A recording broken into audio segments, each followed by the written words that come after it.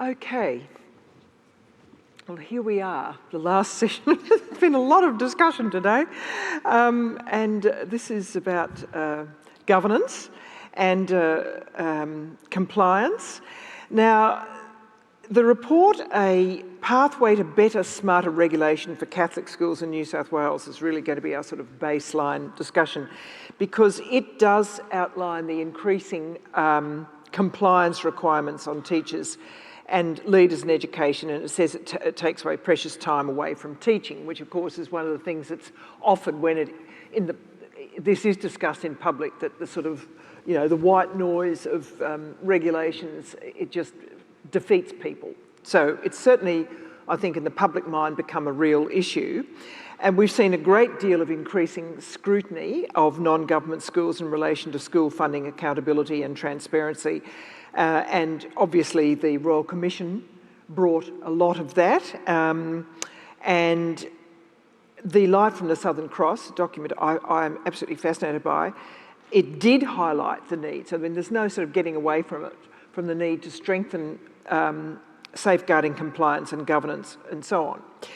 Now, the plenary also focused on governance within the church and its ministries, committed to to foster the discernment and, I'm going to say, synodal leadership envisaged at Vatican II and called for by Pope Francis. So what we're going to try to do here, and it is quite tricky, I think, is explore how we elevate that governance so that it is future-focused and future-listening, so that it fundamentally does satisfy core ministry, core education, the core education ministry. So I welcome our panellists, Eva Skira, who AM, Chair of the Catholic Education Commission of Western Australia, and the Honourable Greg Crafter AO, the former Chair of this commission. Now, Eva's had a very distinguished career in governance and finance, with a range of significant non-executive board appointments across utilities and health and the tertiary sector. And she's also just stepped down, that's correct? Yeah, as chair of the Association of Ministerial PJPs, which she thinks is very significant for what we're going to discuss today. The Honourable Greg Crafter, I think is well known to many of you. He had a distinguished career as member for Norwood in the State Parliament, South Australian State Parliament, from 1979 to 93, and held a range of portfolios and has retained a very active interest in school education at international and national level, and was president of the Geneva-based International Baccalaureate Association. So I think we have, again, two very well qualified people to discuss this. Now, I'd like to start, Greg, with you, just a definition, really, of governance. It's another one of these, you know, we've discussed a range of those, the need for redefine a lot of these things. What do you think good governance looks like in organisations, particularly ones that serve young children? Yes, well, the colloquial definition is where the buck stops. And there has to be an entity that represents, I guess, in the corporate world, the shareholders and the stakeholders. It's more diffuse in education and particularly more complex in Catholic education. Certainly the entity of Catholic education is vested in the hands of the bishops of the day, but it is in terms of the history of education, the role that religious congregations have played has been very, very important in that as well. And therefore, in more recent times, the religious congregations have been creating the PJPs, and they have played a role in governance, perhaps on the fringes to some extent, and now much more centrally in the governance of Catholic education. So not only do we take in terms of good governance, the corporate model, if you like, what is the law requires of good governance, but you also need to apply the canonical requirements within the church as well. And so those who sit on boards of governance and there are many in Catholic education in this country, have got this complex role, I think, in determining what it is that they do and what is that is going to produce the best form of governance. And education is vested constitutionally as a responsibility of the states. But in terms of Catholic education, most of our funding comes from the Commonwealth, and most of the big decisions that are being made about education in this country are coming out of the Commonwealth as well, often in conjunction with the states, but led very much by the Commonwealth. And so that adds to the complexity of how good governance is provided. Is it too hard? Well, it's very complex, and there is also still, I think, some tension between what happens federally and at the state level, and then some development across this country that's not helpful in terms of many organisations, diocesan structures, religious entities, so on, quite large entities. The Christian Brothers created an entity called the Edmund Rice Education Association, which has 50,000 students in it. So you have entities within entities as well, and that just adds to the complexity of it. All in all, I think Catholic education has been, despite all those complexities, been very successful in achieving funding and in achieving many of the educational outcomes. I think the problem that we have is it's patchy. It's not the same everywhere. Well, I have to say that's a breathtaking overview.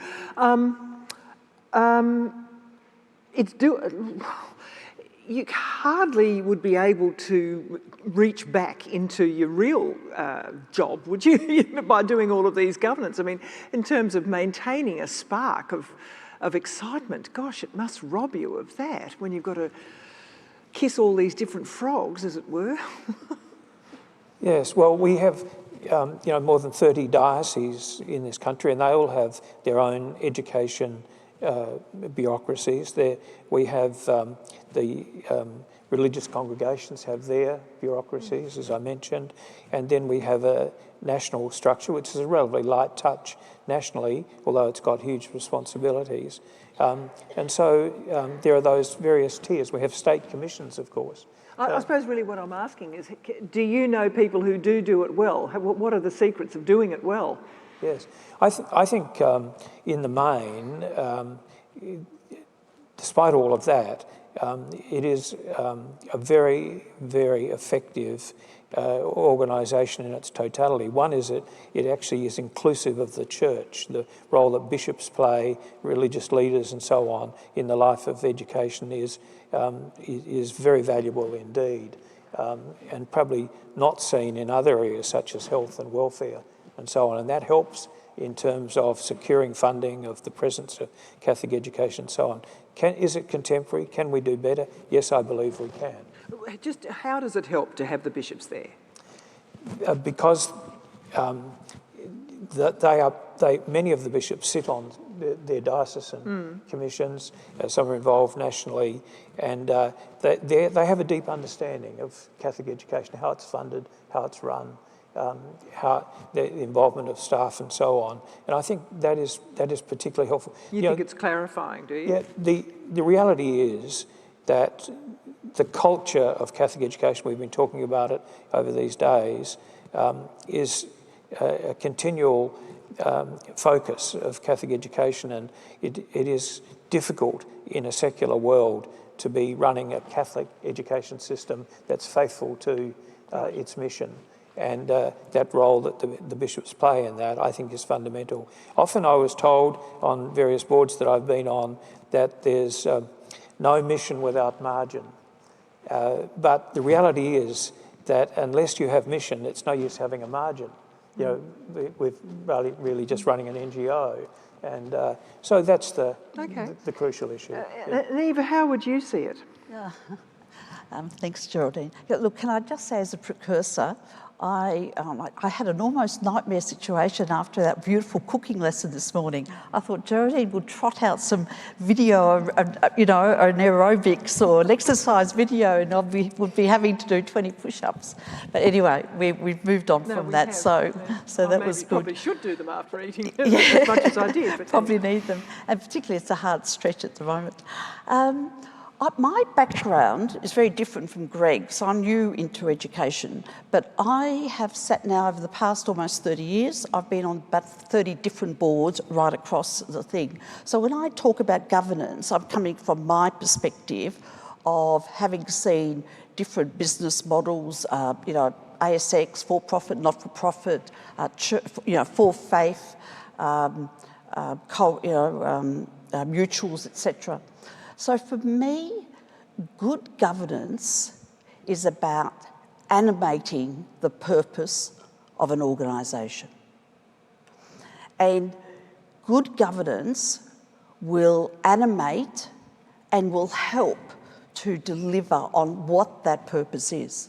And every organisation has a purpose. It might be, if it's a for-profit, forget about the financial metrics, that company will have something that's its strategy. And the good governance is able to animate that in a successful way. So if we come to, say, a not-for-profit situation, where, and all not-for-profits generally have a very clear purpose. They have a very clear high-level purpose. Yeah, for not-for-profit, very clear high-level purpose. And the good governance is there. You have, the structures are very similar right across. You know, you'll have a board, and there are structures, there are systems, there are ways that things are done, and overlaying that, it's around, I think, relationships, it's around integrity, and it's around trust. So we have these hard stuff for good governance, which is your structure, it is your purpose, it's your assets, it's your balance sheet, and then there's the soft stuff. And the two together, I think, is what all needs to come together to create good governance. But it is a bit like a minestrone soup. You can't take one element out of it and say, well, we remove that element, and it's a combination of a whole heap of things. It is, but if you sit, because I sit on a couple of boards, and it is quite interesting to see how that hard and soft interacts. And it does depend, I think, on people's confidence. I mean, I'll take an example of sitting on a boards with, I sit on the Sydney Youth Orchestra's board, which there's all these youth orchestras around Australia. And look, naturally, anybody dealing with young people has all this very strong coverage around young children and so on. But look, I think you can lose sight, because of everybody's anxiety around this and absolute conviction that they mustn't be found wanting in any shape or form. You can be an extraordinary amount of attention paid in detail that actually wouldn't normally be brought to a board level, and interfering with that and being the one who says, and this is probably too much information, but being the one who says, look, I really don't think we need all that detail.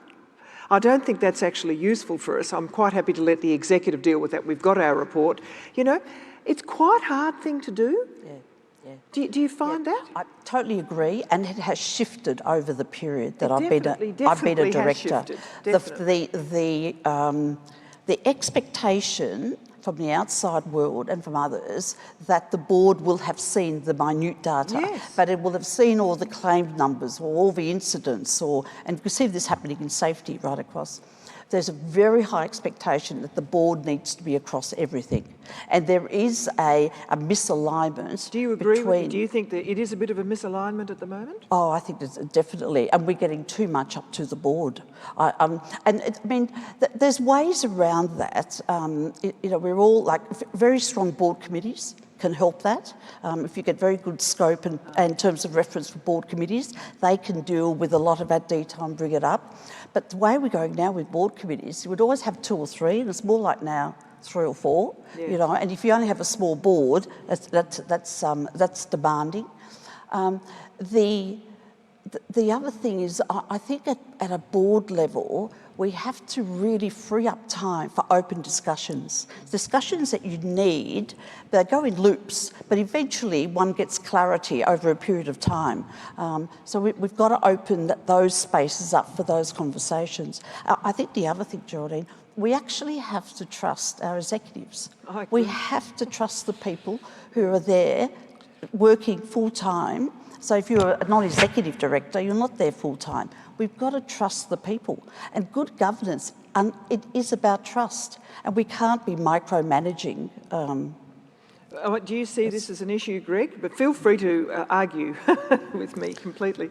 Well, traditionally, the three principal functions of a board are to hire and fire the CEO, to review and approve the annual budget, and monitor the financial performance of the organisation entity, and to engage in strategic planning. And these days, of course, there are many sort of standard agenda items like climate change and managing cyber fraud and so on, which most organisations need to deal with on a regular basis. It adds to the complexity of the board agenda and the volume of it. But in terms of Catholic education, the appointment of the CEO often is a diffuse appointment anyway. It often involves a whole range of other considerations. Nevertheless, it's a fundamentally important one. And the annual budget is also diffuse because of the way in which the organisation is organised. But at the national level, the budget for Catholic education in this country is about $14 billion a year. And about $2 billion comes from parental contributions, about $2 billion from state governments, and roughly $10 billion from the Commonwealth Government. And so there is a huge accountability. That isn't money that's given to the Catholic Church for its school system. That money is entrusted to the Catholic Church and its entities, and is an act of the Commonwealth Parliament, and we have to expend that money in accordance with the law. And so there is a strict accountability about that. And so issues around accountability and transparency, so on, are very, very important qualities that come into the culture of governance for Catholic education. Well, yes, and of course that's where there is sometimes public debate about accountability of Catholic organisations or other, non-government schools are using government money, particularly like on student enrolment and behaviour management and so on. Now, again, for people sitting on boards, Catholic boards, do you see this, Greg? What have you seen? Have you seen people able to make their way through this, or could we be doing better on this? Well, I think the pressure's on now for us to be a lot more transparent, a lot more open about what it is we actually do. And there's been a culture of, you go around to the speech nights and you hear the principals and others talking about the government being too intrusive into the affairs of Catholic education, and it's really none of the government's business and so on. Well, I think those days have gone, actually. I think we've got a good story to tell. Money is expended appropriately, and we need to tell that story. Should we be far more overt about board meetings or council meetings, so that there's much more circulation of documents and so on? I don't think that happens enough now. Public reporting or public annual reports and so on, I think, are important. They're important to go out to the stakeholders, to parents, to people who are in the broader Catholic community, and certainly to governments. I think that is an important role. We are under some pressure because we live in now a non-Christian nation. It's a secular country now, and so the fact that very substantial sums of money are given to church entities really causes a group of people in the electorate, often with vested interests, who want the money to be provided to state schools or to other causes, or just simply don't agree that the church, and particularly in the context of the Royal Commission, that's elevated that as an issue. So you think it places greater emphasis on the need for perceptible, fastidious maintenance of governance. And those those in governance need to be right on top of the job. Interesting. Eva? We now have publication, in the public domain to the ACNC now. So versus 20 years ago when that wasn't around. So nowadays all incorporated entities have to lodge their accounts with the ACNC. So there's a lot more openness naturally through that. I do think there's a really strong need for strong communication of one's purpose and of how it's being delivered, what is happening, but it's got to be. It's got to be careful. I'm not for publishing a lot of things, which is private business, which is part of deliberations. I don't think that helps.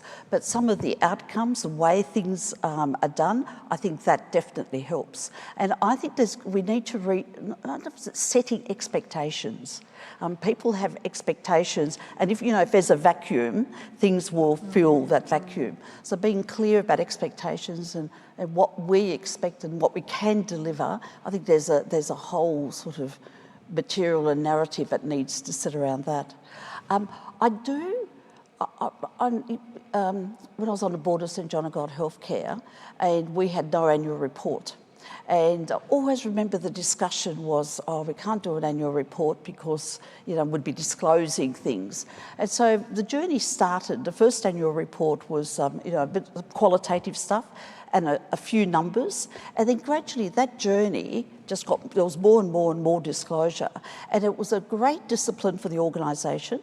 And it was really healthy, from nothing being in the public domain to actually now talking about our ministries, etc. It was a really good journey. I must say, I've gradually come more and more to that transparency. I wasn't always available for that argument. Might sound funny for a journalist to say that, but I sort of thought, oh God, the amount of effort to go into that. What will be the yield? But I've gradually come to see that it does actually force articulation often of motive, which is a very good thing, and people learn to put words to things. I mean, you've got to be careful because there are some who do just want to do endless figures, which can be very tedious, I think. Look, what about the PJPs? You say you've just come off this very interesting experience. Now, have you seen a sort of almost a development, a transition to sort of even better models of governance in your view?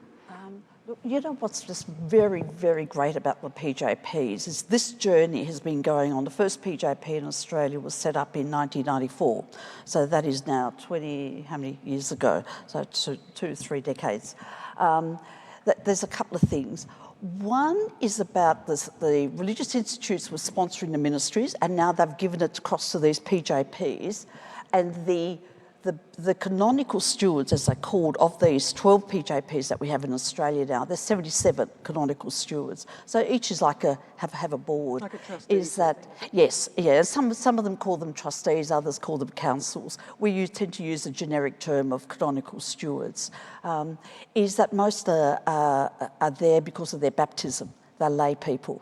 So of that group, one is a priest. There would be about 7 or 8 who are religious, and the rest are lay people. So there is this wonderful transfer of sponsorship to a group who, in a sense, need to grow in their formation. We need to grow in our confidence about being church leaders.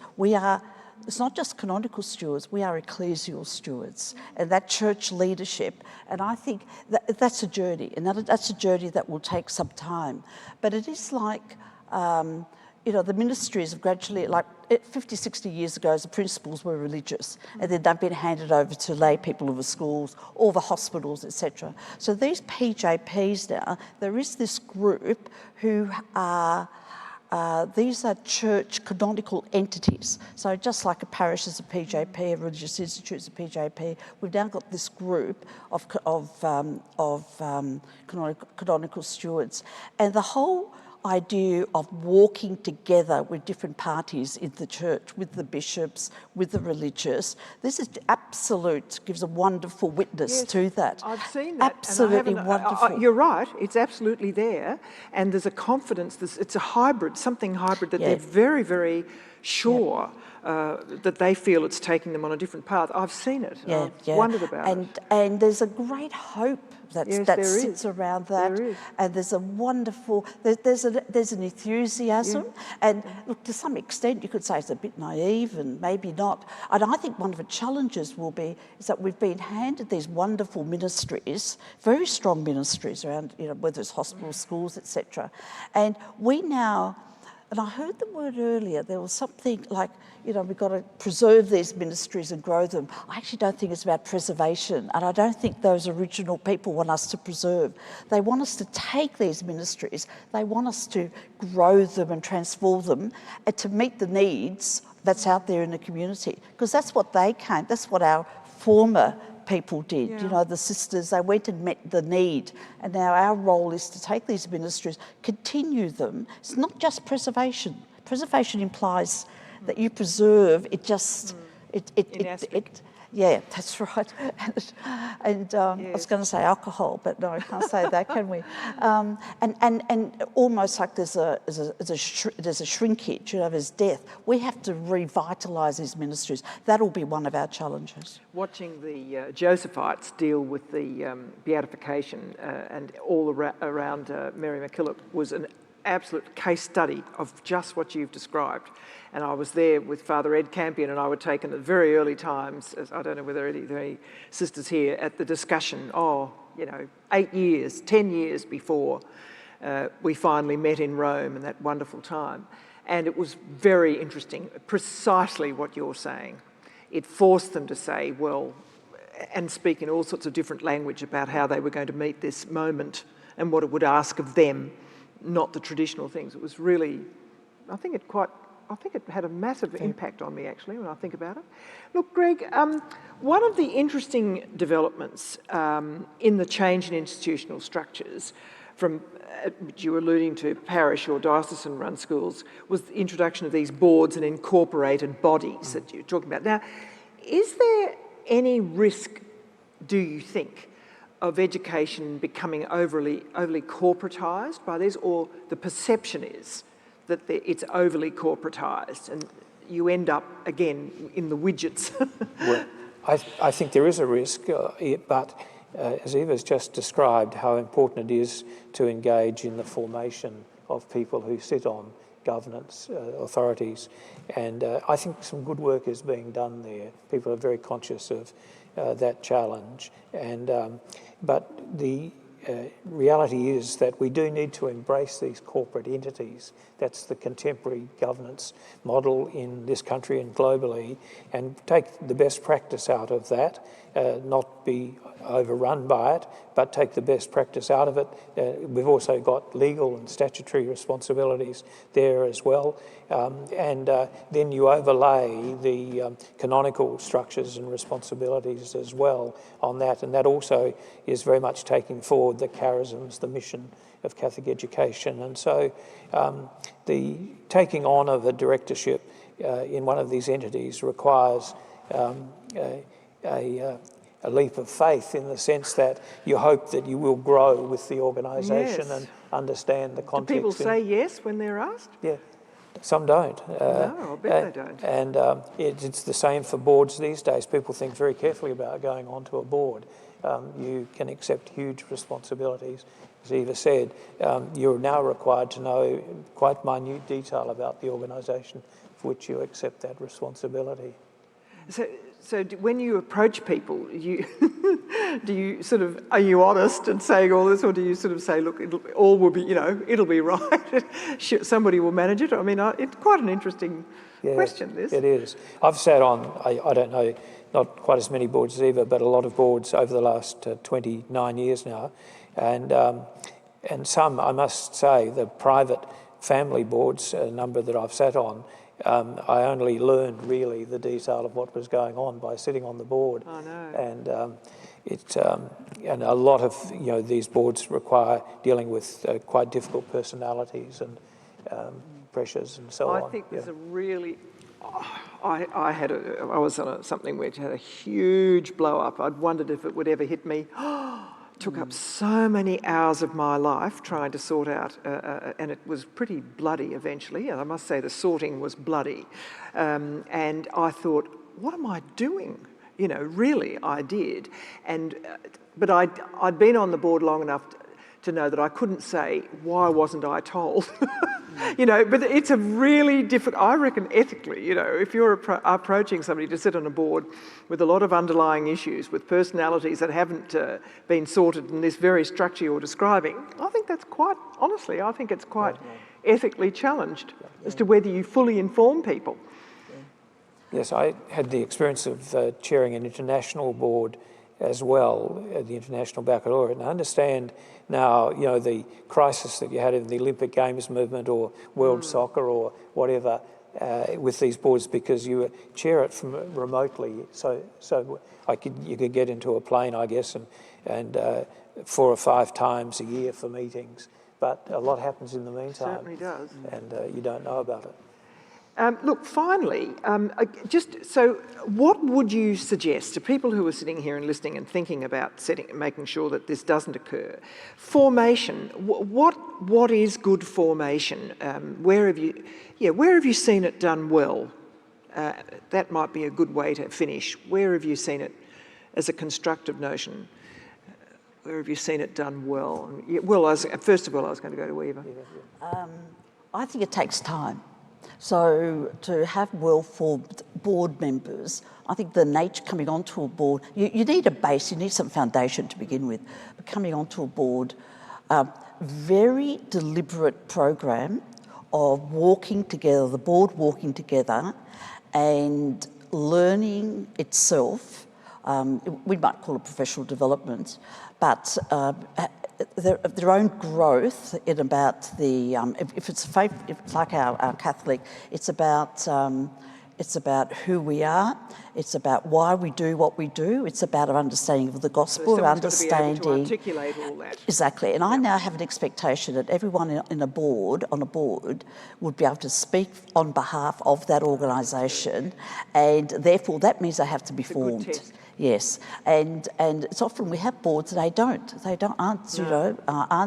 that capacity. So I've just taken over the Catholic Ed WA board, and we're doing at the moment having a formation before every meeting, and we'll do that till the end of the year, and then next year we will revisit and see what's How long working. Is the formation? It's an hour. An hour before everyone. So we've done that elsewhere, sort of reflection for action, and it's a great way of building up the team, a great way of building up one's own understanding and one's own faith. I think the formation's vital. I was at the Plenary Council, and a number of the decrees that came out were around formation. Everybody is wanting to do it. Everybody understands we need to do it. And I think what happened, everyone's got a slightly different approach at the moment, and we've got our learned teaching institutes are offering formation programs. We're trying to do it within our organisations. We do it at a board level, we do it at the executive level, we do it within the organisation. So I think there's a lot of this. I'm actually very confident that together we will get to the right place. But it'll look messy. It'll be a bit messy on the way through. Yeah, it'll take time. How do you see it? Well, I think all of those things that Eva's mentioned. I think also I see formation as something that's really lifelong. And I've been very fortunate throughout my adult life to have a group of people in organisation or friends that I've been able to reflect on daily life with them. In the groups I've been involved in, it usually involved a gospel discussion and then some reflection of a personal nature and perhaps within the group as well. The last 30 years on an Ignatian spirituality group. To bring to meetings a concept of discernment, to say stop. We just need to think about this very, very carefully before we make a decision, or defer it for that to occur, and so on. The concepts of just having an ability, a deep interest in the church as well, and to be reading what's happening in the life of the church. The exhortations that the current Pope is giving us Laudato Si, just a fundamental document that means so much really, and has taken off around the world in many and different ways. But inculcating that thinking, the joy of the gospel, some of these really beautiful encyclicals, to bring that into your life and to the meetings and the work that goes on, many of it's outside of meetings, the governance roles as well. That is formation, deep formation. Gee, you're very lucky. Oh, I think that's a wonderful, you're very lucky to have experienced that. I think that's a real asset. Look, I think we will go away. This is quite new ground for us. So thank you both, Greg Crafter and Eva Skira, for just drawing all that together. So thank you very much indeed. Thank you. Oh, thank you. Thank you, Greg. Well done. And that's it today. So look, lovely to have your company, and I hope you all have a very nice night. And we'll see you back here tomorrow morning. Thank you.